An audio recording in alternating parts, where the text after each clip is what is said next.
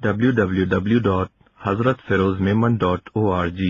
اچھا، اور پھر بچے ایک اور بات غور سے سن لیں جو پہلے بھی بتایا تھا، ہم بڑے بھی ہیں اس میں، کھانا کھانے سے پہلے صابن سے ہاتھ دھونے ہیں تاکہ ہاتھ میں جو جراثیم لگے ہوں پیٹ میں آ کر پیٹ نہ خراب ہو جائے، لیکن ان ہاتھوں کو پوچھنا نہیں ہے۔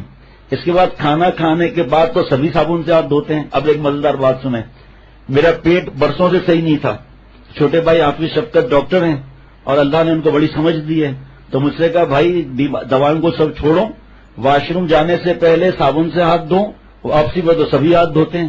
4-5 دن میں طبیعت ٹھیک ہو گئی ماشاءاللہ۔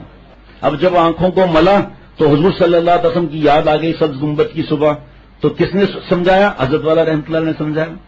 اور پھر آج سبق دوبارہ دہراتا ہوں، جھوٹ نہیں بولنا ہے۔ پورے دنیا میں سب سے بڑے اللہ کے ولی جب سے سلسلے شروع ہوئے، صحابہ رضوان اللہ علیہ مجمعین کی بات نہیں کر رہا، ان کے قریب کوئی نہیں پہنچ سکتا، تو وہ ان کا نام تھا حضرت شیخ عبد القادر جیلانی رحمۃ اللہ علیہ۔ جب ہم بیعت کرتے ہیں نا، داخل ہوتا ہوں میں سلسلہ قادریہ میں، تو یہ بزرگ تھے، چھوٹے بچے تھے، ماں نے پڑھنے کے لیے دینی تعلیم کے لیے بھیجا، اور یہ جو قمیض کا ایسا ہے نا بغل کے ساتھ، اس میں 40 دینار سی دیے۔ ڈاکوؤں کا دور تھا، آگے جا کے ڈاکوؤں نے گھیر لیا، سب کو پکڑ لیا، تو اب جناب پریشان سب، چلو پیسے نکالو پیسے نکالو۔ ایک ڈاکو نے بچہ سمجھ کے مزاح کیا کہ تیرے پاس پیسے ہیں؟ کہاں ہیں؟ ڈاکو ہنسا، جا کے سردار کو بتایا، وہ بڑا خوفناک اکڑتا ہوا کہ اوے مذاق کرتا ہے، تیرے پاس پیسے ہیں؟ کہاں ہیں؟ کہاں رکھے ہیں؟ کہ یہ یہاں میری ماں نے چھپا کر رکھے۔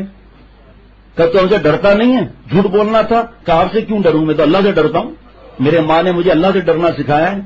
ڈاکو دھاڑے مارتے مارتے زمین پر بیٹھ گیا اور کہا آج سے میں توبہ کرتا ہوں، اتنا بچہ نیک اور میں ڈاکہ مار رہا ہوں، بڑا طاقت اللہ نے دی ہے، توبہ کر لی۔ اور اپنے جو ڈاکوؤں کے ساتھی ڈاکو تھے ان سے کہا جاؤ سب اپنا اپنا کام کرو، اب میں ڈاکہ نہیں ماروں گا، جس کا ڈاکہ مارا ہے سب پیسہ واپس کرنا ہے۔ جو بچے پیسے چوری کرتے ہیں اور جو بڑے بھی پیسے چوری کرتے ہیں، باپ کی کوئی کھانے پینے کی چیز چوری کرتے ہیں، توبہ قبول نہیں ہوگی جب تک پیسہ نہ جمع کرایا جائے۔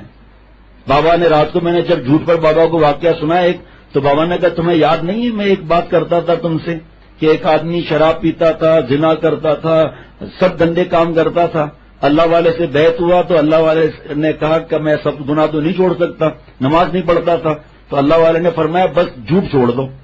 اب صبح جب شیخ کے پاس آیا کہ ارے شیخ پوچھے کہ فجر کی نماز پڑھی؟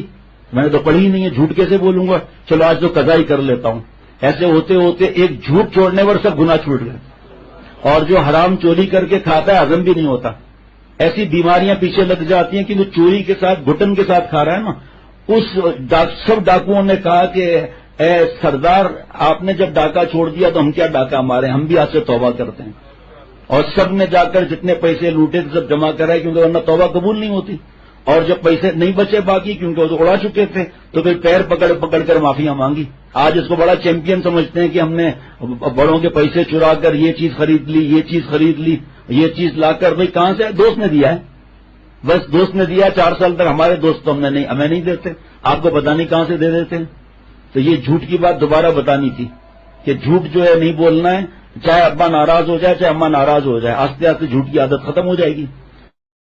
www.hazratferozmemon.org